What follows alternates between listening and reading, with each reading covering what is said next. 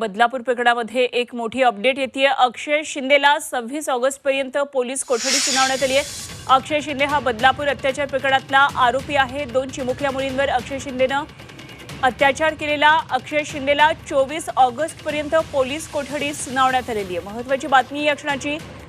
अक्षय शिंदे हा आरोपी आहे बदलापूर प्रकरणातला आणि 26 ऑगस्ट पर्यंत त्याला आता पोलीस कोठडी सुनावण्यात आलेली आहे। अक्षय शिंदे याला पोलीस कोठडी सुनावण्यात आली आहे आणि बदलापूर अत्याचार प्रकरणातला हा आरोपी आहे। 26 ऑगस्ट पर्यंत त्याला आता पोलीस कोठडी सुनावण्यात आली आहे। आतिश भोईर आमचे प्रतिनिधी आपल्याबरोबर आहेत, आणखी तपशील त्यांच्याकडून जाणून घेऊया। आतिश, अक्षय शिंदेला 26 ऑगस्ट पर्यंत पोलीस कोठडी देण्यात आली आहे, काय नेमक्या आणखी डिटेल्स मिळत आहेत? कल्याणच्या सत्र न्यायालयामध्ये अक्षय शिंदे जो आरोपी आहे त्याला हजर करण्यात आलेलं मॅजिस्ट्रेट समोर जे अक्षय शिंदे याला 26 ऑगस्ट पर्यंत ही पोलीस कोठडी देण्यात आलेली आहे।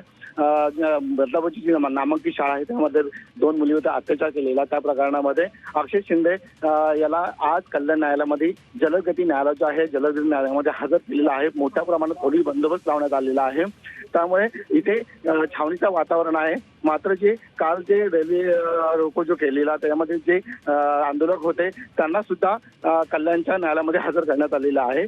त्यामुळे जी कल्याणची जी कोर्ट आहे तिथे पूर्ण पोलिसांची छावणी झालेली आहे, कारण की हा जो आरोपी आहे हा आरोपी मुख्य आरोपी आहे। त्यामुळे जे आंदोलक होते त्यांनी सांगितलं होतं की त्या आंदोलकाला जो आरोपी आहे आमच्याकडे द्या, त्याला फाशी द्या म्हणून, त्यामुळे पुन्हा पोलीस बंदोबस्त ठेवण्यात आलेला आहे। ठीक, धन्यवाद दिलेल्या माहितीसाठी आतिश। या क्षणाची सगळ्यात महत्त्वाची आणि मोठी बातमी आपण पाहतोय।